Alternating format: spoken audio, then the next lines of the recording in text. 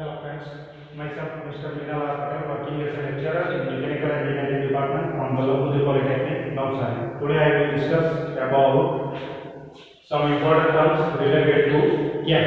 In previous lecture, we have studied about types of cams, types of followers and types of followers motion.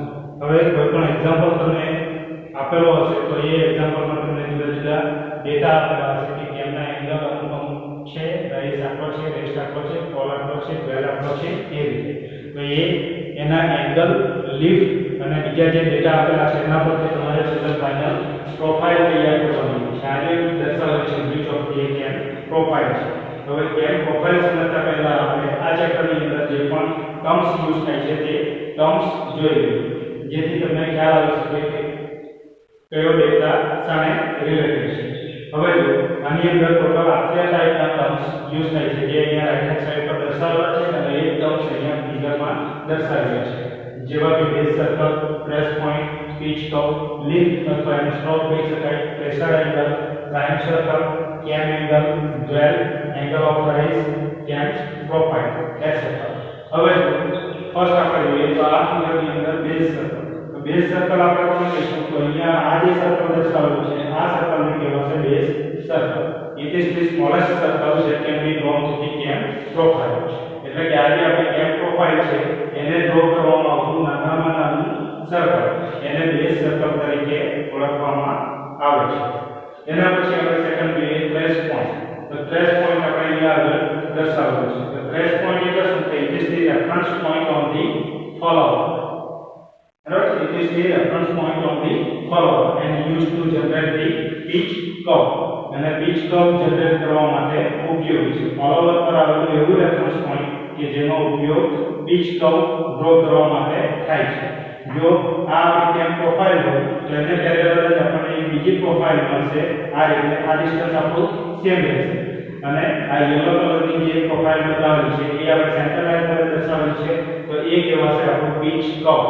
તો એ pitch curve ને generate કરવા માટે જે પોઈન્ટનો use થાય છે ફોલોવર પર આવેલો રેફરન્સ પોઈન્ટ તેને આપણે ટ્રેસ પોઈન્ટ તરીકે ઓળખીશું.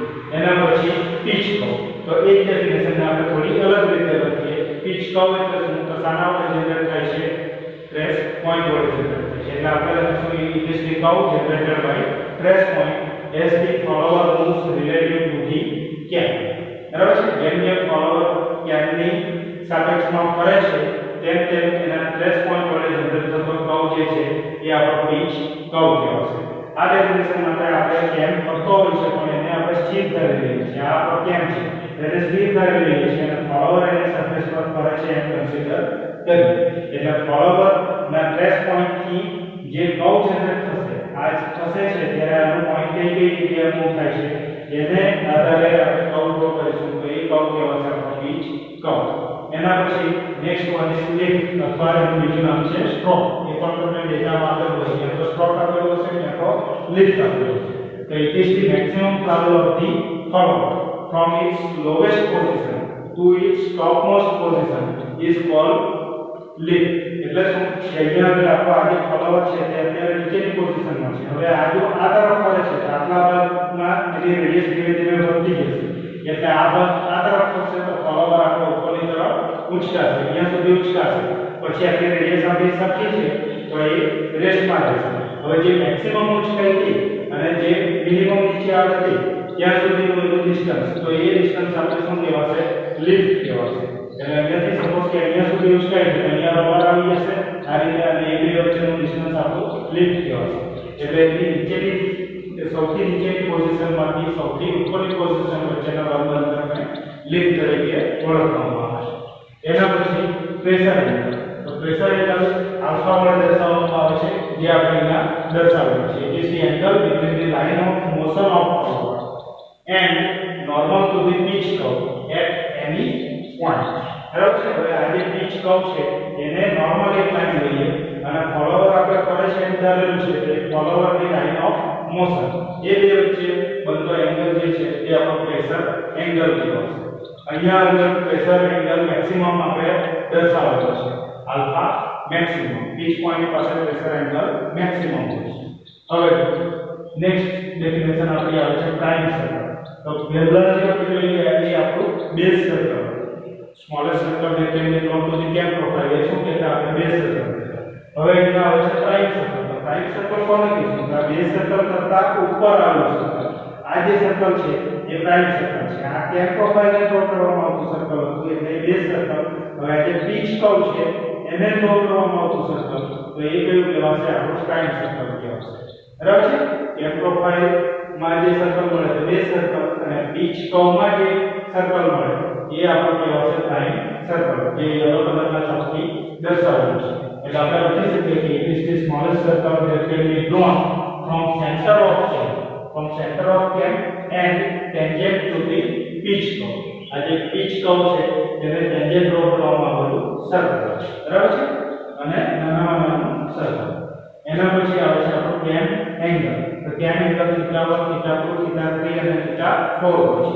Angle of rise, angle of rest, angle of rise, angle of rest, angle of fall અને એંગલ ઓફ ડ્વેલ. બરાબર છે? આ એંગલ ઓફ રેસ્ટ છે. ડ્વેલ અને રેસ્ટ આપણું સરખું છે. તો કેમ એંગલ એટલે શું? કે an angle through which the cam is rotated for the desired depth of follower is known as cam angle. કોઈ પણ ફોલોવરને આપણે ડિઝાયર્ડ મોશન આપવી હોય અથવા ડિઝાયર્ડ ડિપ્થ આપવી હોય, આપણને જેટલી ડિપ્થ જરૂરી છે એટલી ડિપ્થ આપવી હોય તો એ પ્રમાણે આપણે કેમની ડિઝાઇન તૈયાર કરીએ છીએ. તો ફોલોવરને આપણે અમુક ટાઈમ સુધી ઉપર ઉચકવું છે, પછી અમુક સેકન્ડ સુધી એને ઉચકાયેલો રાખવો છે રેસ્ટ પીરિયડ, પછી અમુક સેકન્ડ સુધી એ નીચે આવવું જોઈએ અને અમુક સેકન્ડ સુધી એ પાછો રેસ્ટ પોઝિશનમાં રહેવો જોઈએ. તો એને અનુસાર આપણે કેમ પ્રોફાઇલની ડિઝાઇન તૈયાર કરવી જોઈએ.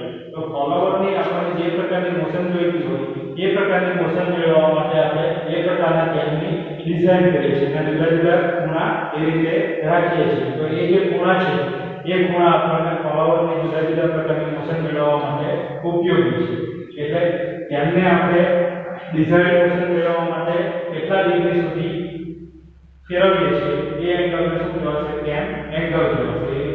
an angle to which the cam is rotated, એવો એંગલ કે જ્યાં સુધી કે જેટલા પર કેમને રોટેટ કરવામાં આવે for the desired depth of follower, એટલે ફોલોવરને ઉંચકવા માટે is known as cam angle. બરાબર છે?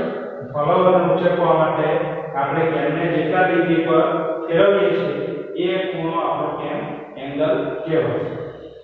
એના પછી ડ્વેલ એટલે એને આપણે રેસ્ટ પીરિયડ પણ કહીશું. તો આટલા ભાગની અંદર કેમ આપણો ઉચકાશે કારણ કે રેડિયસ આપણે ધીમે ધીમે વધતી જાય છે. પછી અહીંયાથી આપણી રેડિયસ સાચી છે તો ફોલોવર આપણો કેવો રહેશે? સ્ટેડી રહેશે એટલા પીરિયડ અંદર. કારણ કે કોઈ પણ સર્કલ જો ફરતું હોય, રેડિયસ જો કોમન હોય તો આપણો ફોલોવર અહીંયા રહેશે, બરાબર? પણ આ રીતે જો શેપ આપી દઈએ તો ફોલોવર ઉચકાશે અને ઉપર જો રેડિયસ કોમન હોય તો એટલા ભાગ દરમિયાન ફોલોવર કેવો રહેશે? સ્ટેડી રહેશે. એટલે during the rotation of cam angle for which the follower remains steady is known as dwell. એટલે એટલા રોટેશન દરમિયાન ફોલોવર જે છે તે સ્ટેડી રહે છે. એટલે કેમના જેટલા એંગલ દરમિયાન ફોલોવર સ્ટેડી પોઝિશનમાં રહે છે એટલી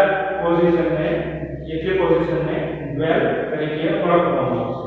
અહીંયા આગળ પણ રેડિયસ આપણી સેમ રહે છે નીચેના ભાગમાં, તો એટલા ભાગમાં પણ કયો પીરિયડ આવશે? ડ્વેલ પીરિયડ આવશે અથવા રેસ્ટ પીરિયડ આવશે. એના પછી angle of rise. Angle of rise એના ફિગર પરથી આપણે જોઈ શકીએ છીએ કે આટલી રેડિયસ આપણી કોન્સ્ટન્ટ છે પણ અહીંયા આગળ રેડિયસ આપણી ધીમે ધીમે વધતી જાય છે અહીંયા સુધી. તો એટલા ભાગ દરમિયાન જ્યારે ફોલોવર એના કોન્ટેક્ટમાં આવીને અહીંયાથી અહીંયા સુધી મૂવ થશે એટલા ભાગ દરમિયાન એ ફોલોવર શું થશે? ઉંચકાશે. એટલે આપણે લખી શકીએ કે during the rotation of cam angle for which the follower rises is known as angle of rise. કેમના એટલા એંગલ દરમિયાન ફોલોવર જે છે તે ઉપરની તરફ ઉંચકાય છે તો એ જે એંગલ છે એ એંગલને આપણે એંગલ ઓફ રાઇઝ કહીશું. અને છેલ્લી આપણે જોઈએ કેમ પ્રોફાઇલ. તો કેમ પ્રોફાઇલ એટલે શું? તો આ જે પ્રોફાઇલ છે એ આપણે ફાઇનલી મેળવવાની છે. The actual working curve છે which gives motion to the follower. Actual working curve which gives motion to the follower. ફોલોવરને મોશન આપવા માટે જે કર્વનો ઉપયોગ થાય છે એ એક્ચ્યુઅલ કર્વને આપણે કેમ પ્રોફાઇલ તરીકે ઓળખીશું. તો આ થયા વેરિયસ ટર્મ્સ રિલેટેડ ટુ કેમ. આના પછી નેક્સ્ટ લેક્ચરમાં આપણે એના એક્ઝામ્પલ્સ જોઈશું.